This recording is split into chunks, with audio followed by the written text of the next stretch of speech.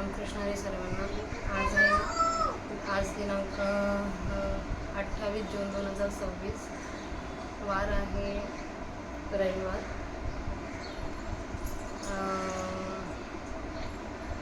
माऊलीच्या सेवेला सुरुवात करण्याआधी आपण आज रविवार असल्यामुळे म्हणजे प्रत्येक रविवारीच मी बोलेन असं नाही, पण आठवड्याभरात असं काहीतरी होतं, वेगवेगळे अनुभव येतात की नाही म्हटलं तरी त्याचा म्हणजे आपण ते अनुभव इथे वास्तविक जीवनाशी रिलेटेड असल्यामुळे आपण ते बोलू शकतो.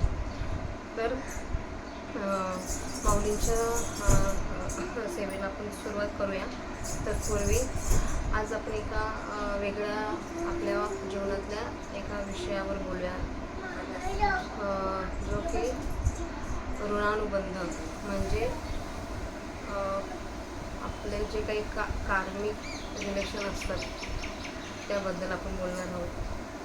जेव्हा आपला जन्म होतो त्यावेळेस आपण आई वडील आपण निवडत नाही. आपण ज्या आईवडिलांच्या पोटी जन्माला येतो ते ऑलरेडी प्लॅन असतात, म्हणजे देवाने ते ठरवलेलं असतं की तू यांच्या पोटी जन्म घेशील. तसं आपल्याला आईवडील हे भेटतात ते एक प्लॅन होतं. जे भाऊ बहीण असतात ते पण ऑलरेडी प्लॅन असतं.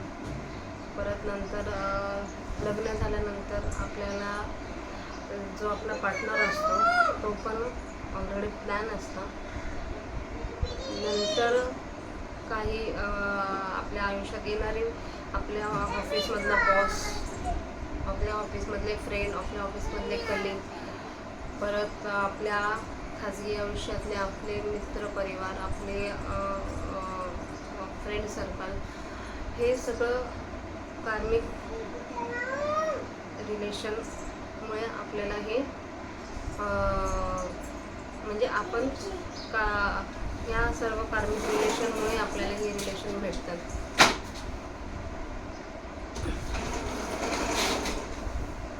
म्हणजे आपले वडील कसे असावेत हे आपल्या हातात नसतं, आपली आई कशी असावी हे आपल्या हातात नसतं, आपले भाऊ बहीण कसे असावे हे आपल्या हातात नसतं, आपली मुलं कशी असावी हे पण आपल्या हातात नसतं, आपली लाईफ पार्टनर म्हणा किंवा हजबंड वाईफ म्हणा हे आपल्या हातात नसतं.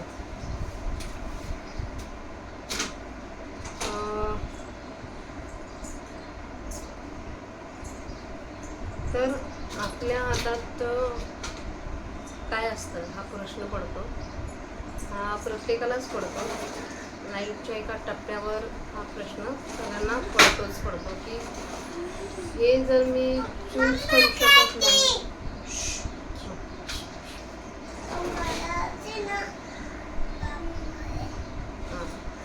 तर हे सगळं आपल्याला चूज करता येत नाही. आपण आपल्या मुलाला जन्म देतो, त्याला मोठा करतो आणि नंतर ज्या त्याला संधी भेटतात त्या संधीमुळे तो कदाचित आपल्याला विसरूनही जाऊ शकतो.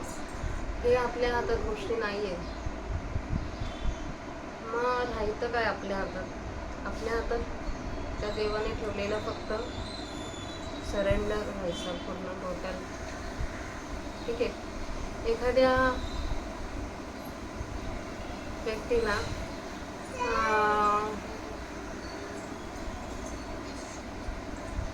जे पाहिजे ते भेटत नाही. तसंच एखाद्या आपण नाही ठरवू शकत की मला एक म्हणजे आता फॉर एक्झाम्पल एखाद्या व्यक्तीला त्याच्या लग्नाच्या पिरियडमध्ये जी मुलगी पाहायला येते ती मुलगी त्याला पसंत पडते. नंतर म्हणजे आणि मग त्या मुलीशी तो लग्न करतो.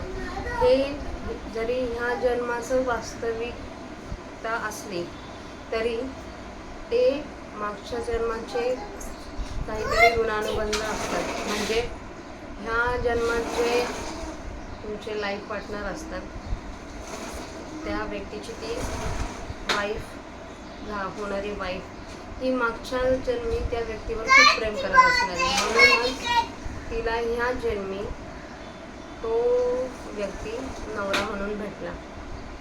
तसंच वाईस वर्षा असतं. म्हणजे हे झालं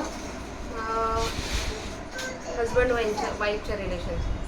तसंच मग नंतर त्या व्यक्तीच्या त्या व्यक्तीला त्याचे आईवडील ते तर आपल्या म्हणजे आईवडिलांची जसं आपण चॉईस करू शकत नाही तशी आपण आपल्याला भेटणाऱ्या पार्टनर भेटणाऱ्या हा शब्द वापरला आहे. आपल्याला भेटणाऱ्या पार्टनरबद्दलही आपण चॉईस करू शकत नाही. आपल्याला वाटतं की आपण चूज केलं, आपण निवडलं, आपण डिसाईड केलं, तर ते तसं काही नसतं. हे ऑलरेडी प्लॅन असतं. जरी काही म्हणजे काही मुली स्वतःच्या मनाने ठरवून लग्न करतात, डिसाईड करतात, तर त्यावेळेस तो डिसिजन तरी त्यांना बेटर वाटतो. म्हणजे हे कार्मिक रिलेशनच्या रिलेटेड बोलत आहे सगळं. तरी पण नंतर तो जो डिसिजन घेतला त्याचे दुष्परिणाम त्यांना भोगावे लागतात. सांगण्याचं तात्पर्य हेच की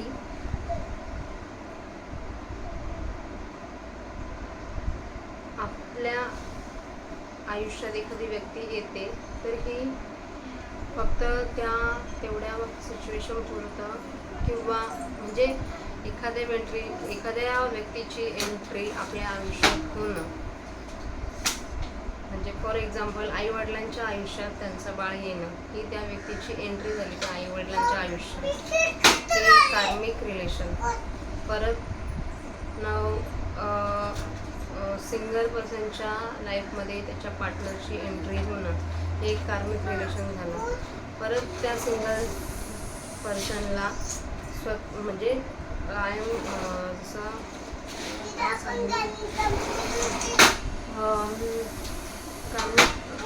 त्या सेम माणसाच्या आयुष्यात परत दुसरी व्यक्ती येणं हे पण एक कार्मिक रिलेशनच असतं. आणि त्या रिलेशनमुळे जर त्या माणसाला मानसिक त्रास होत असेल आणि आपल्याला त्या नात्यातून बाहेर पडायचं असेल तर म्हणजे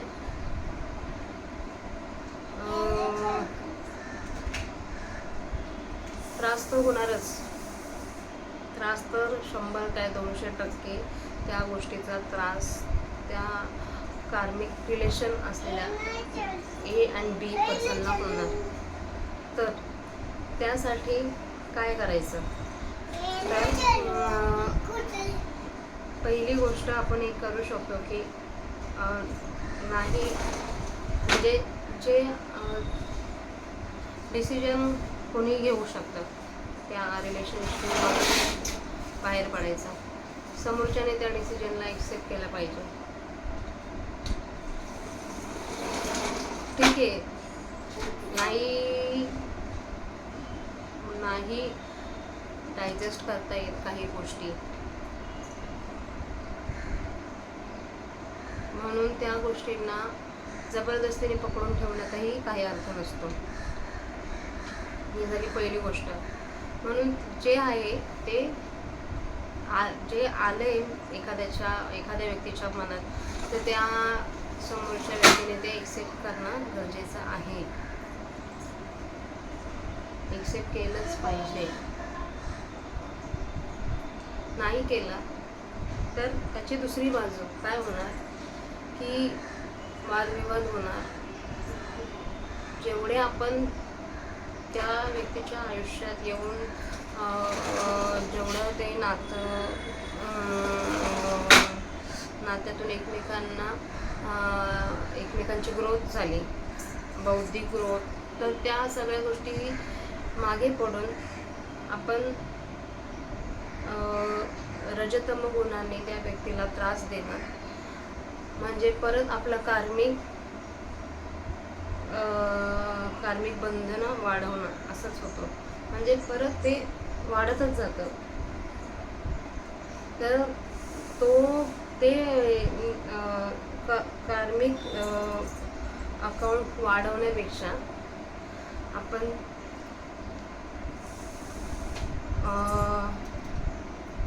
रिस्पेक्ट केला पाहिजे त्या डिसिजनचा, त्या निर्णयाला एक्सेप्ट केलं पाहिजे. पहिल्या दिवशी एक्सेप्ट नाही होणार, ठीक आहे, 8-10 दिवसांनी नाही होत, महिनाभर नाही होत, पण एक पॉईंट असा येईल की सगळ्यांच्या जागी व्यवस्थित सेटल असतो. कारण की आता मी ज्या ज्ञानेश्वरीवर हात ठेवला आहे त्या ज्ञानेश्वरीत जसं माऊली निवृत्तीनाथांच्या समोर श्रीकृष्ण आणि अर्जुनाच्या संवादाचं श्रोत्यांना समजेन अशा भाषेत निरूपण करतायत. त्या श्रीकृष्णाने स्वतः ती सांगितलेली गीता अर्जुनाला, तो श्रीकृष्ण आपल्याला सगळ्या गोष्टीमधून तारून जायला मदत करेल.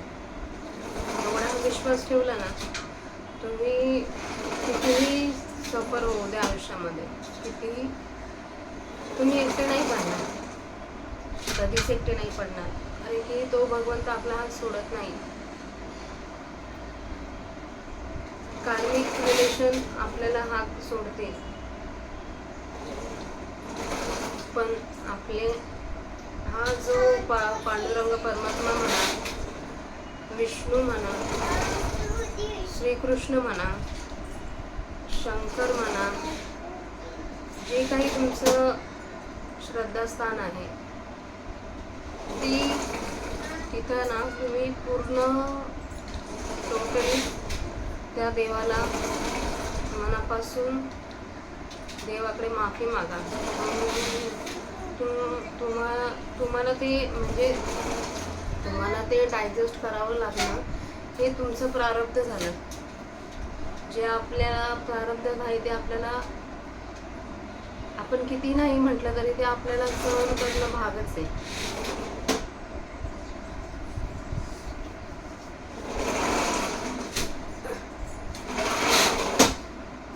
सहन करणं ते भागच आहे. आपला प्रारब्ध आपले पाठ कधी सोडत नाही. त्या व्यक्तीचाही दोष नसतो, 100% कोणाचाच दोष नसतो त्याच्यामध्ये. कारण की हे ऑलरेडी प्लॅन असतं. म्हणून इथे ह्या पॉइंटला आपण काय करायचं की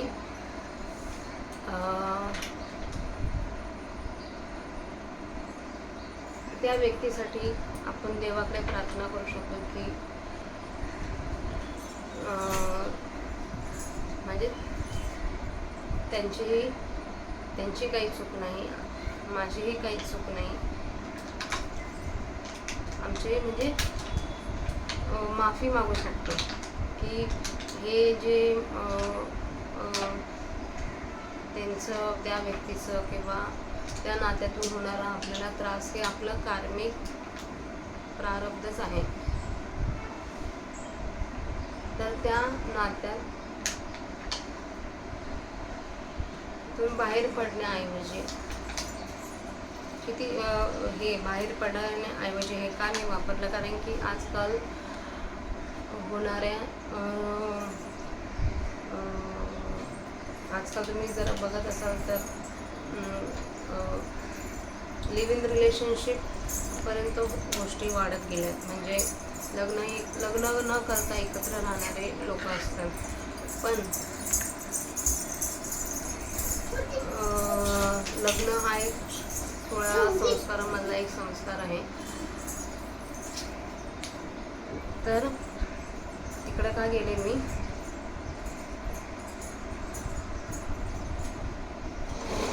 डायव्होर्स होतात आजकाल, हे मला सांगायचं होतं की आपलं नाही एखाद्याशी पटलं तर आपण विचार करतो की ह्या नात्यात राहून काय भेटणार आहे, या नात्यातून बाहेर पडणं योग्य आहे.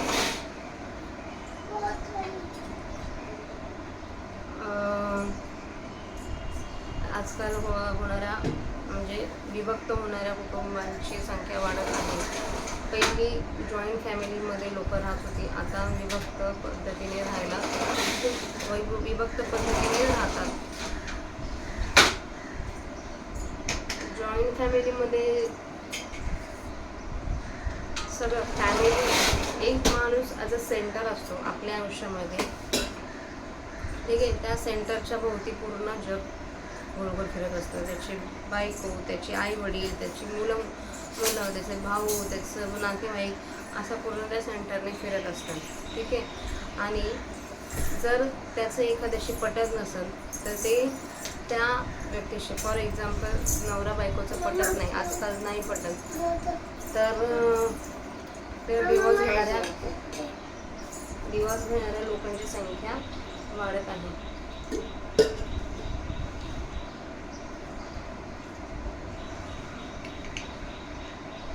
तर इथे जसं पूर्वीच्या काळी लोक एकमेकाला नाही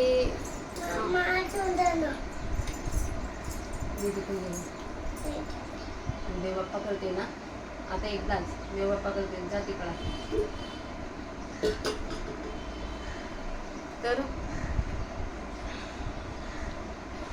एकमेकांचं पटत नसल्यामुळे लोक डिवोर्सचा विचार करतात. डिवोर्स होऊन परत सेम पॅटर्नमध्ये परत पार्टनर शोधतात. परत त्या पार्टनरकडून सेम आपल्याला डिसरेस्पेक्ट होतो. परत मग ते असं कॉम्प्लिकेटेड स्वतःच करून ठेवतात. ठीक आहे, आता एखाद्याशी पहिली लोक काय झाले, आता आपलं लग्न, तर आपण काही मुलं बाळ झाली तर बस, इथून पुढं काय चाललंय तसं चालू द्यायचं. आणि हे जेव्हा आपण करतो त्यावेळेसच आपण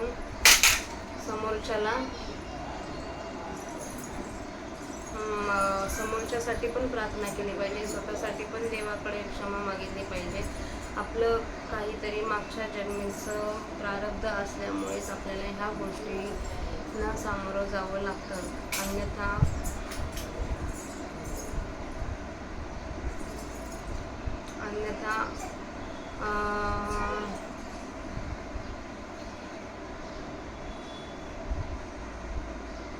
आपण जन्मालाच आलो नसतो. ज्या अर्थी आपण जन्माला आलोय त्या अर्थी आपले काहीतरी मागच्या जन्मीचे कर्म बाकी आहेत. तर ह्याच्यातून मला एवढंच सांगायचं आहे की रिलीज इट. नका कोणाला त्रास होईल आपल्यामुळे असं बिहेव करू नका.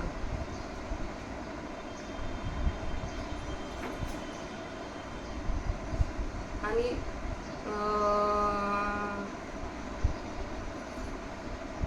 जेव्हा त्या नात्यामध्ये एका समोरच्याला कळतं की आपल्याला आता नाही, म्हणजे काही केलं तरी हे नातं वर्कआउट होणारच नाही, त्यावेळेसच तुम्ही तो फायनल डिसिजन घेऊ शकता.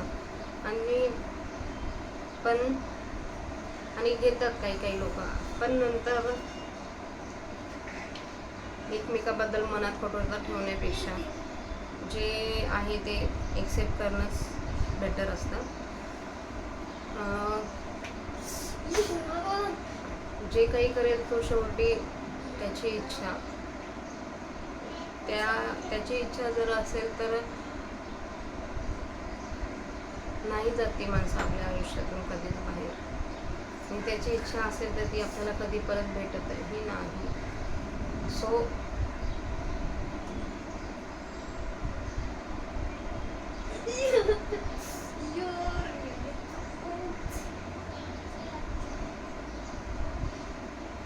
दोन मिनटं त्या भगवंताचं स्मरण करून त्याला सगळ्या गोष्टी आतापर्यंत आपल्या ज्या आयुष्यात गोष्टी घडल्या, ज्या गोष्टी झाल्या त्या गोष्टींसाठी देवाला स्मरून त्याच्याकडे आपण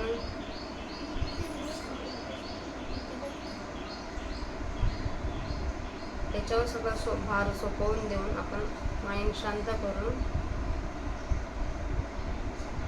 2 मिनिटं त्याचं स्मरण करूया.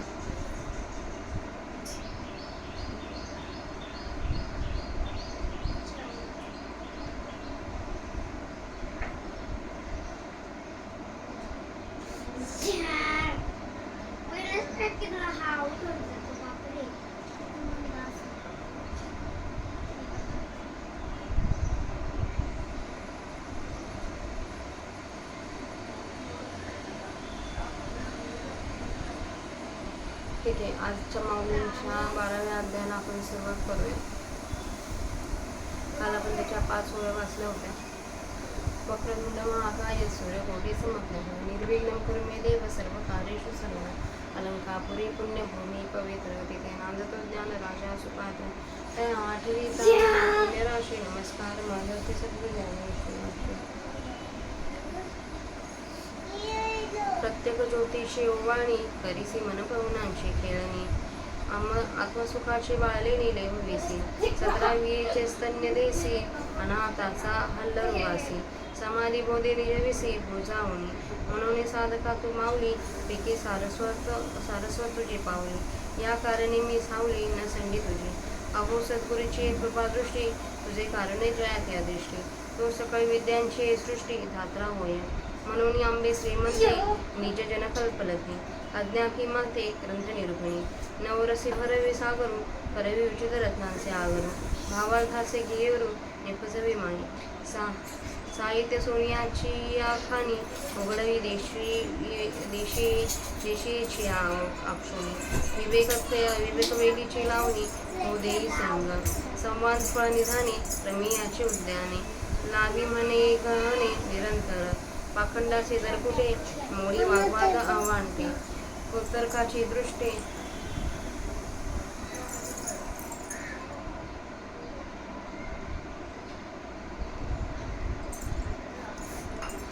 श्रीकृष्ण गुणी माते सर्वत्र करी ओसरते रानवी बैसवी स्रोते श्रवणाची मराठीयांच्या नगरी ब्रह्मविदेचा सुकाळ करी घेण देणे सुखेचे वरी हो देई या जगा तू आकळून स्नेह पल्लवे माते पांघरू विशेल सदैवे तरी आताची हे आगवे निर्मीन माहे ये विनवनीयेसाठी अवलोकिले गुरु कृपादृष्टी म्हणे घेता तेसी उठी न बोलू बह ते जी महाप्रसादू म्हणून सावलिया झाला स्वानंदू आता निरूपोणी परबंधू अवधान देचे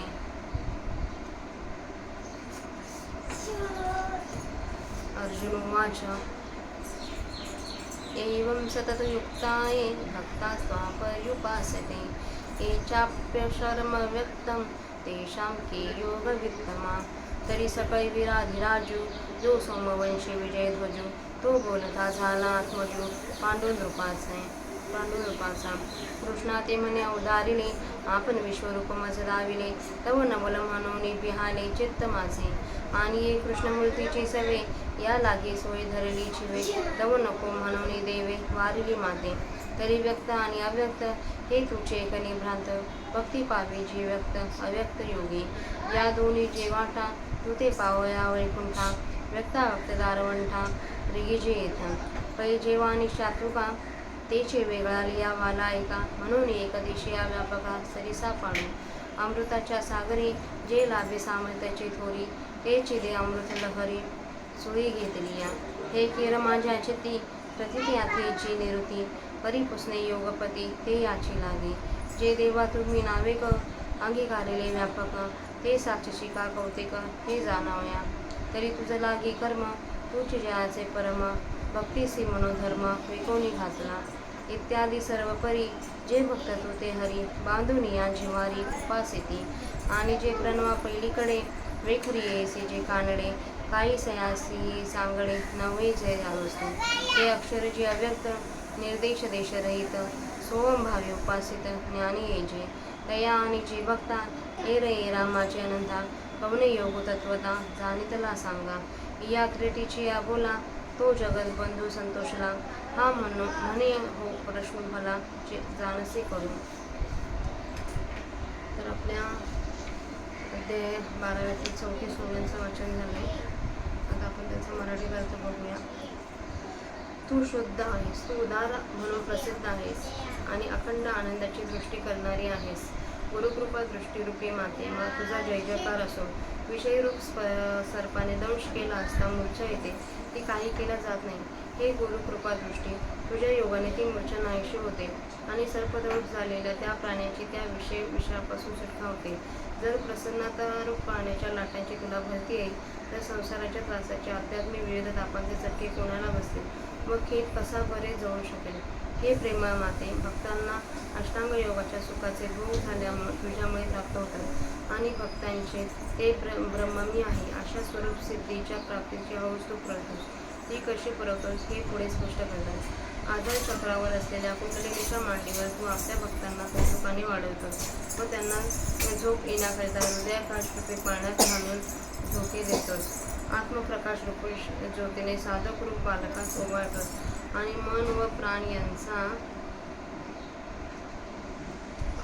विरोध करणे ही खेळणी त्यांच्या हातात देतोस व स्वरूपानंदाचे लहान मुलांना घालावयाचे दागिने साधक रूपी बालकांच्या अंगावर घालतोस.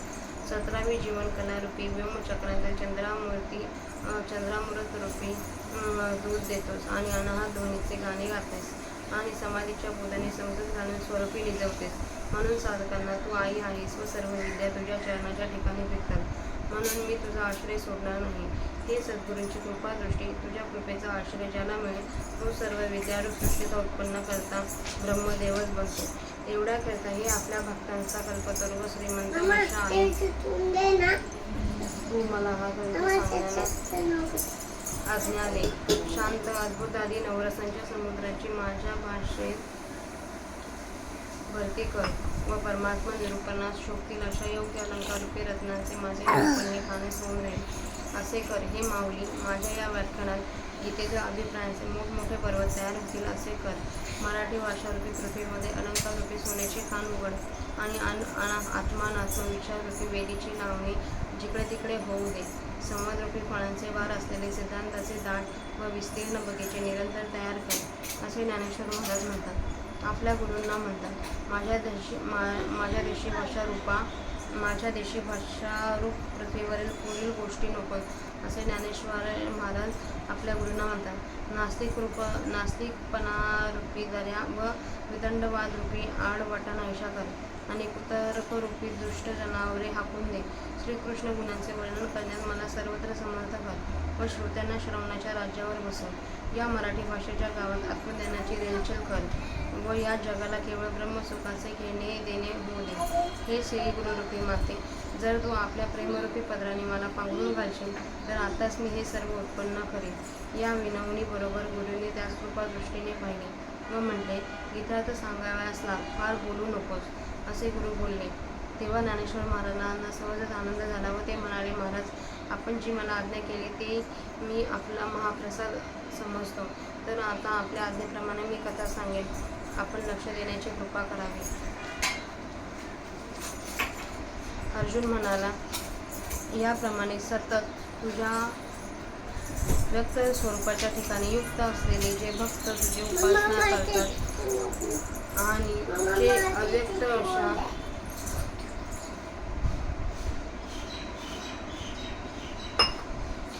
जे भक्त तुझी उपासना करतात व जे अव्यक्त अशा अक्षर ब्रह्माची उपासना करतात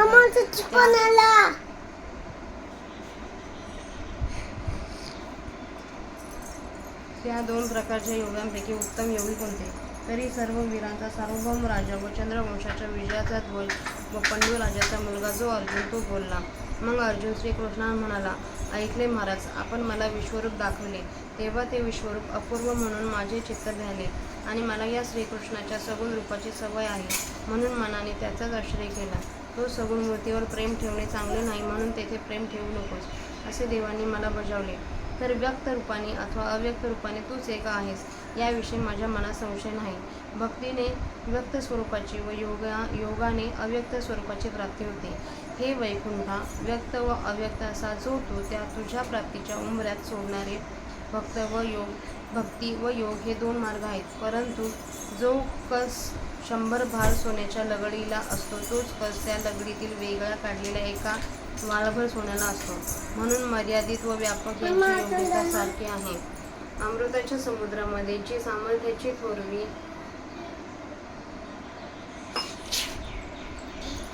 आढळून येते तीच थोरवी त्या अमृत समुद्राच्या लाटेतील एक चोळकाभर अमृत प्यायले असता प्राप्त होते. त्याप्रमाणे व्यक्तरूपी रूप जरी परिच्छिन्न आहे व अव्यक्त रूपे जरी व्यापक आहे तरी ती दोन्ही रूपे एकाच योग्यतेची आहेत.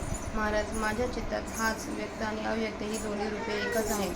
खरोखरी निश्चय करून अनुभव आहे.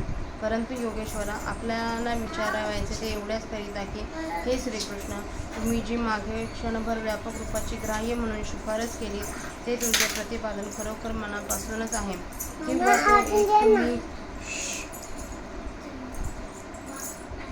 किंवा तो एक तुम्ही क्षणभर केलेला विनोद आहे हे नीट समजून यावे.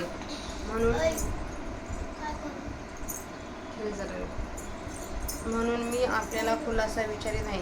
तरी जे भक्त तुझ्या प्राप्तीकरता कर्म करतात व तू ज्यांची परमगती आहेस आणि ज्यांनी आपले सर्व संकल्प तुझ्या भक्तीला विकल्यासारखे वाहिले आहेत, हे श्रीकृष्णा,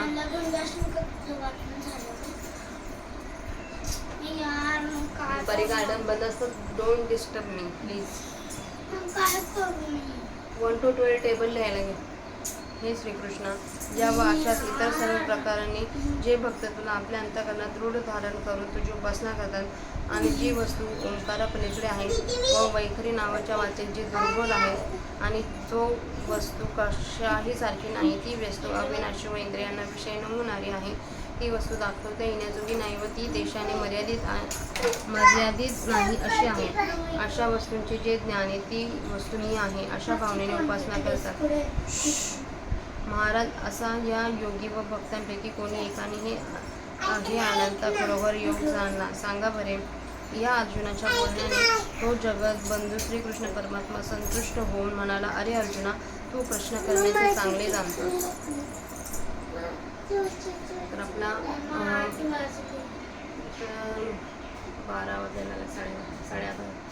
तर आपला माऊलींच्या भाषेची 34 मराठी अर्थ वाचून झाला आहे. झालेली माऊलींची सेवा माऊलींच्या समाधीवर अर्पण करूया.